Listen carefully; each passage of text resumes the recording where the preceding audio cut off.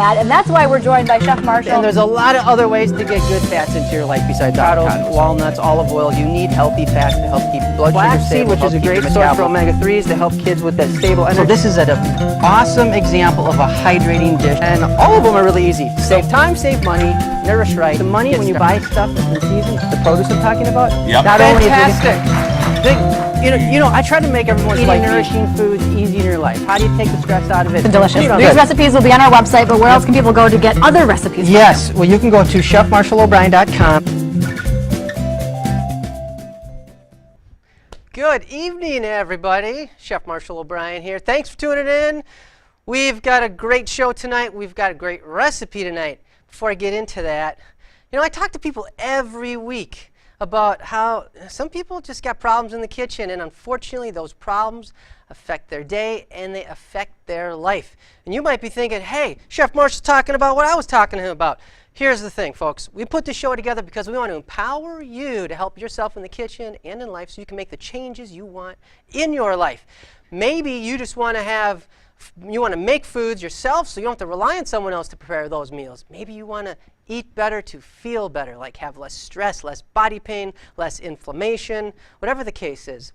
You need to have 3 things to make this happen. Number 1, you got to understand why smart nutrition can help you. Nourishing is different than eating, and I say this all the time. The right foods are going to make your day better, and the wrong foods are going to work against you and make things tougher for you. Second thing you need to have is you need to have a pathway and a process. So if you're looking for a solution to help you take that first step and get started, we have our Smart Nutrition Workbook. It tells you what to do, how to get started, get it online, 10% discount right now with code CMO Show 1. Check it out. Third thing you need to have is you need to have the tools to help you along your journey, like this show. Recipes, tips, tricks, support, encouragement, whatever you need, watch this show. We're here for you. Now, if you want to make life easier in the kitchen, the result is you got to make a plan, have a plan. Again, watching the show tonight, you can get the workbooks and the cookbooks. Workbook, the process, cookbook are the tools. You're going to get a lot of recipes at chefmarshallobrien.com, like the recipes we're going to have tonight. Now, before I get into it, I'm teasing you, I'm sorry. It is an awesome recipe, by the way. You need to make sure that you got a plan. Hey, Thursday night, I think weekend, I got to get my meal plan going. What am I going to cook? Oh, I want to have fun this weekend. Well, you know what? If you have a plan, life's going to be a lot easier to incorporate that plan. You get your groceries on the weekend, do your cooking on the weekend. Then when Monday morning rolls around, what happens, folks? Beep, beep, beep, beep. Beep, beep, beep, beep, beep, beep, beep, beep. You had breakfast all figured out, so you don't have to worry about what you're going to eat because you planned it on the weekend. You got your lunches figured out. You got your snacks figured out because you planned them just a couple days ago. Make life easier in the kitchen. That's why we've got this show for you, and I'm excited that you are a part of this tonight. For tonight, got a great recipe to help you with that plan, so I think we should get into tonight's recipe. We have 2 pretty cool recipes. We're going to start with a roasted, thank you. I got my awesome producer assistant back there telling me prompts there. Okay, we've got an awesome roast pork tenderloin with Brussels sprouts and sweet potatoes and some great spices. And then we're going to be doing a simple roasted delicata squash recipe. I'm kind of excited about this. Love all these ingredients for a variety of reasons. This recipe is an awesome make-ahead meal. It's a one-pan meal. What does one pan mean? Well, throw it in a sheet pan. Throw it on top. You know, we're going to put this one in the oven, on a sheet pan in the oven. Make it ahead of time. Have it for lunch. Have it all ready to go in the morning. And then when you get home from work and you want to eat something nourishing and not, go through the drive-thru and deal with the consequences of that, you can just take this out of the fridge, prepped up, pop it on a sheet pan, just like that, pop it in the oven, and boom, you're ready to go. All right.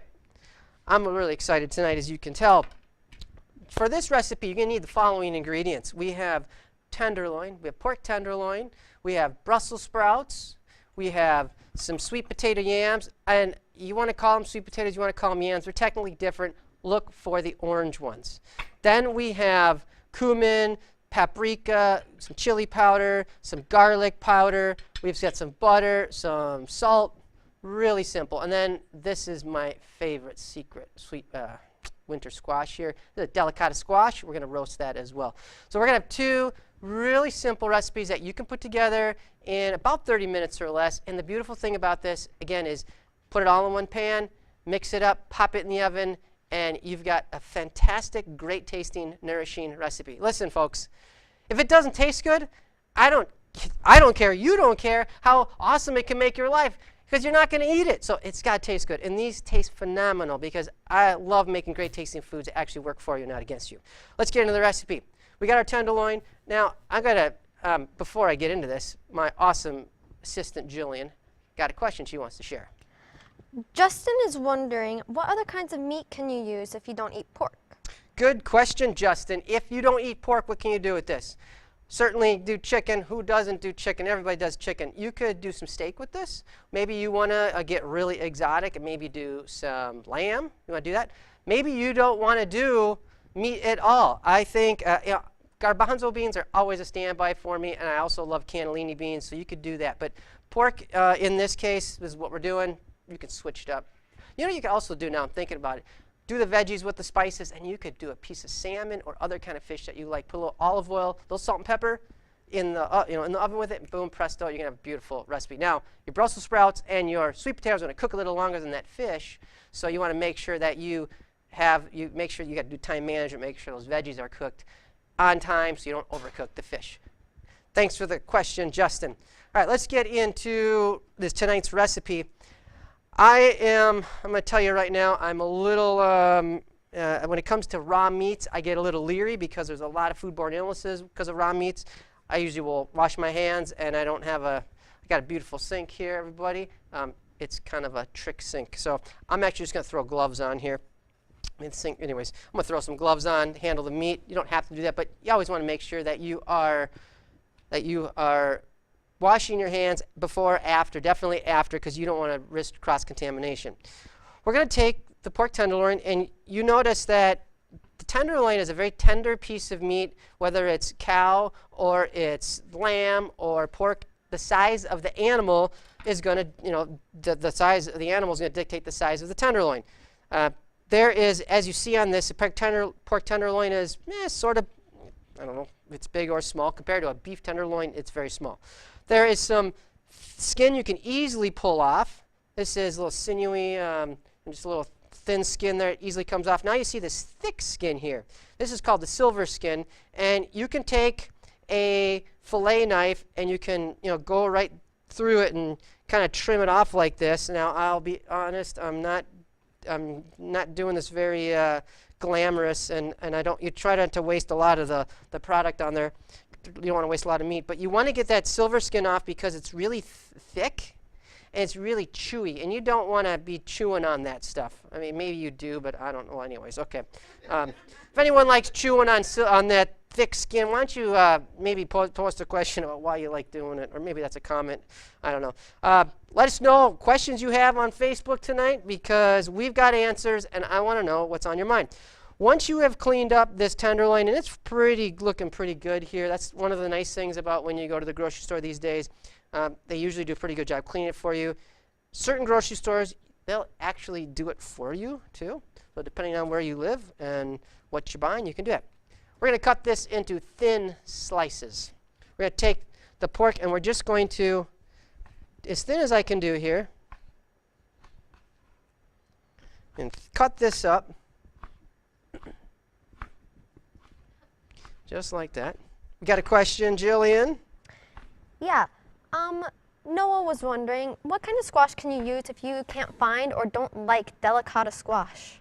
Thanks for the question, Noah. If you don't like that, obviously, acorn squash, butternut squash, confetti squash, buttercup squash. There are so many different kinds of winter squashes you can use. I mean, there's everything you can use. We're going to put this on the plate here. Thanks for your call, Noah. I'm going to switch up my gloves here and put this to the side. And I just realized that I forgot my other knife that I want, so I'm going to pull out a knife. I take that back. I don't want that knife. We're going to do this knife instead. Yeah. One of the things about making life easier in the kitchen is being organized, and I was excited about tonight that I forgot about my other knife. We are now going to take, other ingredients are going to be the Brussels sprouts and then the sweet potato yams. I already cut up a bunch of these Brussels sprouts, as you can see, and the thing with the Brussels sprouts is they're going to be little tight round balls, and sometimes you're going to have to trim them, and you can see I did a pretty good job with those, and then sometimes you might have to pick the leaves off.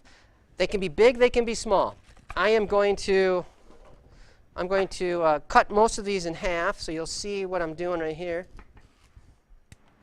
Charlie has a strange question. He's wondering, why do Brussels sprouts taste like cabbage? I love strange questions, Kelly. Thanks for asking.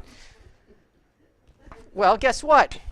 These are little round cabbages. I mean, they're like from the cabbage family. Don't feel silly when you ask questions like this, folks, because a lot of times we don't know, and then when we don't know, we don't want to look silly, and then we don't try them. But they are basically mini cabbages, and they're going to taste a lot like that. Because they're like cabbage, really dense, fibrous vegetable, it's going to take some time to cook them.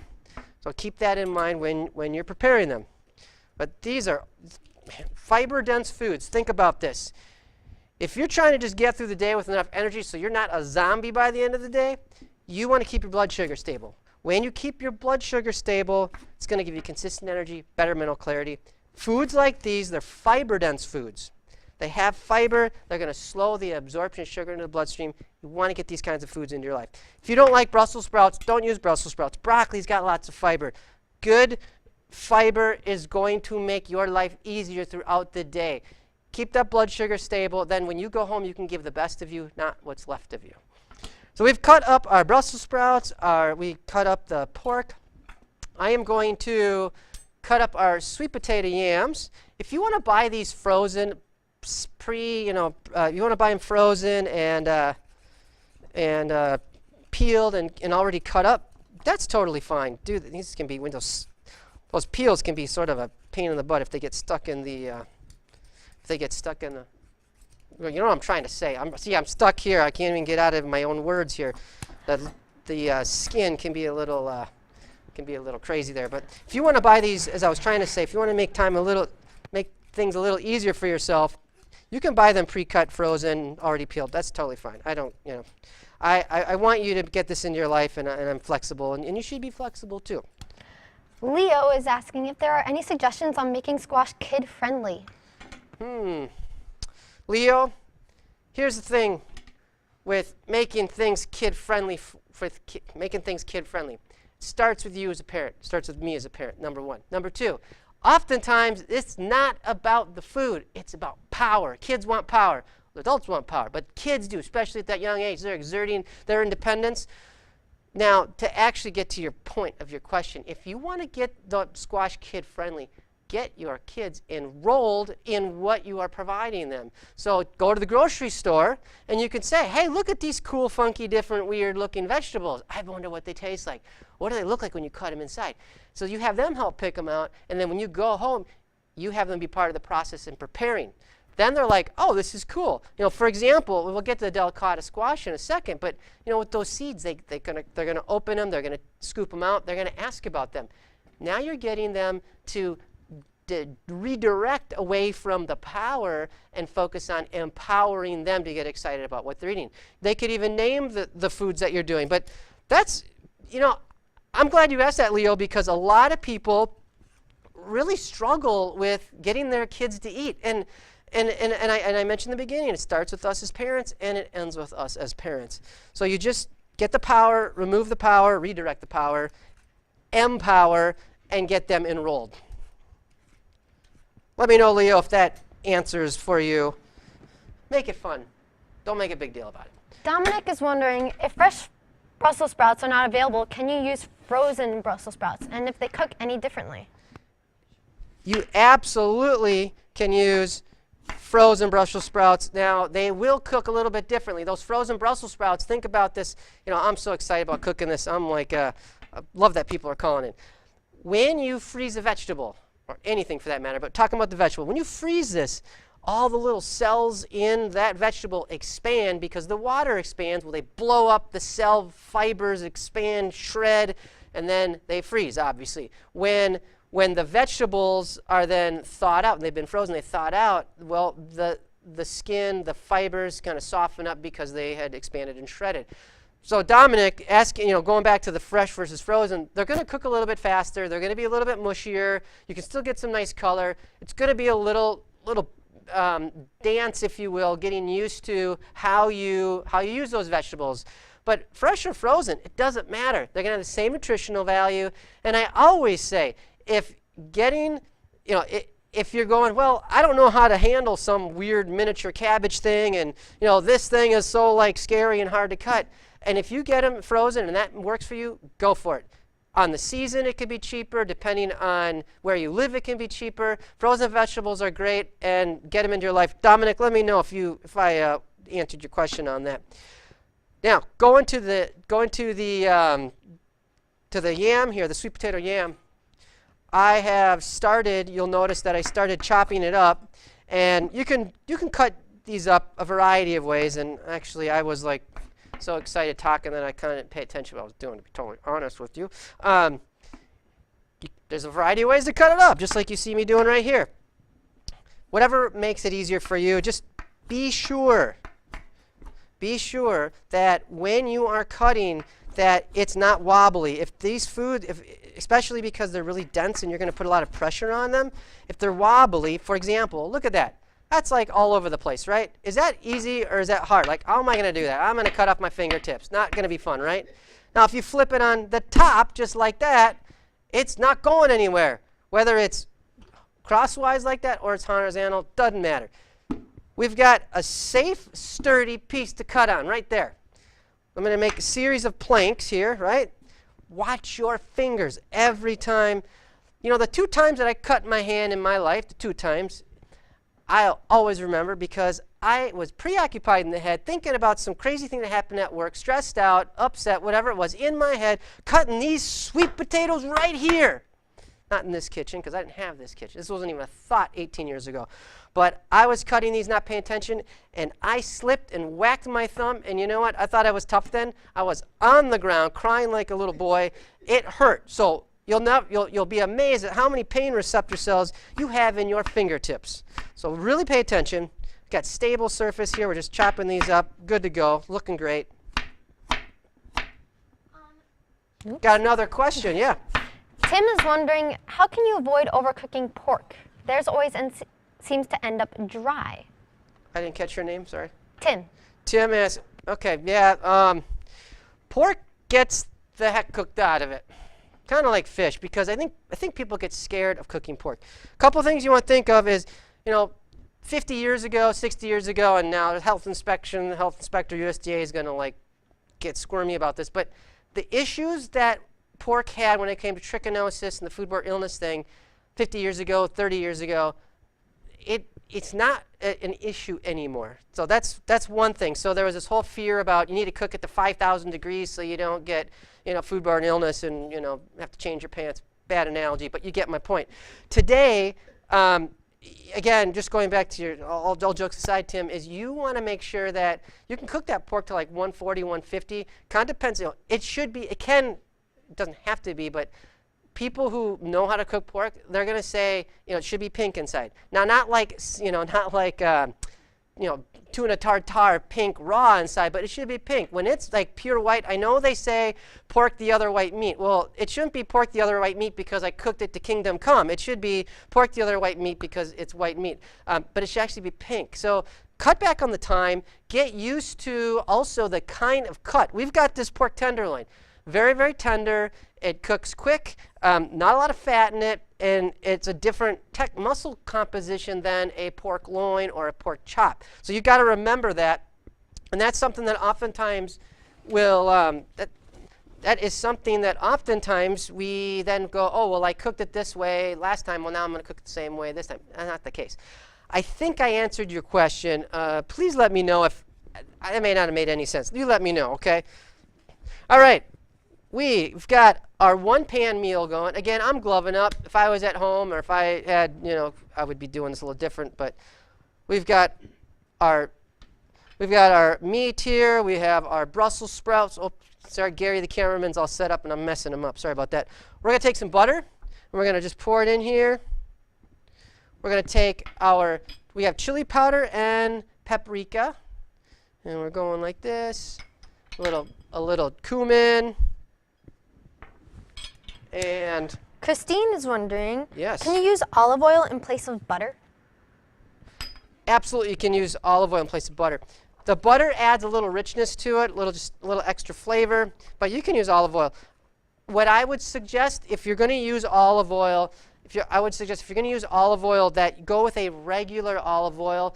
Olive oil in general has a fairly low smoke point, and also like extra virgin olive oil has a low smoke point, and it's chock full of nutrients that when you cook it at high temperatures, those nutrients go bye-bye, and now you just got lubricant, which is good for food. But olive oil is an awesome healthy fat, and you want to make sure that you maximize that and get the most out of it. So if you're going to use olive oil, you probably just want to make sure that you don't cook it too much, too hot. But it definitely does work. And I cook with olive oil, I'd say 95% of the time. Look, make these recipes really flexible. You can switch it up anytime you want.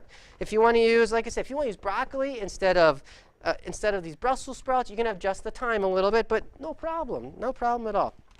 All right, we've got a nice, beautiful pan here of our pork with the Brussels sprouts and the sweet potatoes. We're going to then take, I'm so excited about this. We're going to take delicata squash.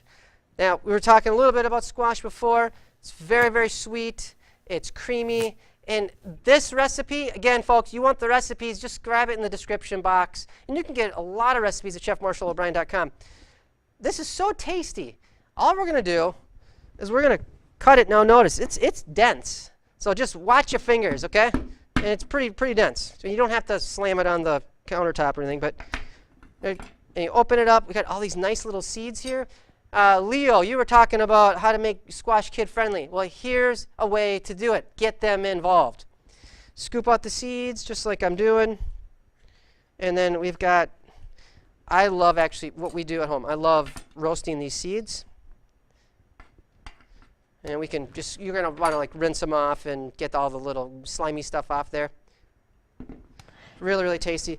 It's just so simple, so much flavor. I'm not adding anything to it. Look, folks, I grew up with eating acorn squash, and I have to say that, as much as I love winter squash, acorn squash, no offense to people who like acorn squash, it's got to be one of the most overrated, boring, tasteless, I'm going to eat my sock kind of squash. It's just, that's the reason why they put a ton of butter and brown sugar on that stuff, because there's no flavor. These, on the other hand, have a phenomenal amount of flavor, and I'm really excited, maybe a little more than my production team thinks I need to be, about the squash. Take the stuff off there, and we're just going to put it face down on a sheet pan, pop it in the oven, half hour. These cook fairly quick as far as squash goes. Now, there's a lot of other different winter squash that will take quite a bit longer, but these will go pretty fast. So we're going to put those on our on a sheet pan. Now, thanks to TV Magic, I have this all done, so I'm going to pull it out. We would, obviously I would have these on a sheet pan, right? But we're going to put this in the oven for 30 minutes, give or take, and then, so I don't burn my hand, we're going to take out what we did already, and I'm going to plate it up so you can see what this looks like. It is just absolutely phenomenal. So we have got this awesome, look at how beautiful that looks, guys. Look at that. Gary, get a shot of that. That just looks great. Okay, look at that. That looks so tasty. There we go. Look at how good that looks. We've got our squash. That's easy. I mean, it doesn't get any easier than this. Look, I'm getting smarter every day on that. You want to make life easier in the kitchen. You need to recognize that there's foods that work for you and there are foods that work against you. And oftentimes we're eating the stuff that's working against us and we don't even know it. So get these kinds of recipes in your life. This is simple, really, really simple. If you want to have this for the week but you don't want to reheat it, prep it all out like you saw me do, and then you can just have it, you can put it in a glass container, plastic container, whatever, and then when you get home, pour it all out on a sheet pan. I use parchment paper at home. If you want to use foil, that's fine, or if you've got those Silpats or some fancy silicone, cover to make the pan that's not too hot. I'm glad I just realized that. So that it doesn't stick on the pan. Whatever helps you get these awesome tasting foods, nourishing foods into your life, go for it. Okay? I want you to, when you're done watching this, I want you to go on to chefmarshallbrien.com and pick one recipe, and maybe it's the ones I just made, which would make sense. But pick something that you're going to say, I'm going to put this in my plan this weekend. Remember, when you have a plan, life is easy. And when you don't, it's going to be challenging. Now, we are excited because we're going to keep coming back to you with more great tasting recipes and help to get smart nutrition into your life. With this program, you are going to love the way you feel. I can't wait to have you back. We'll see you soon.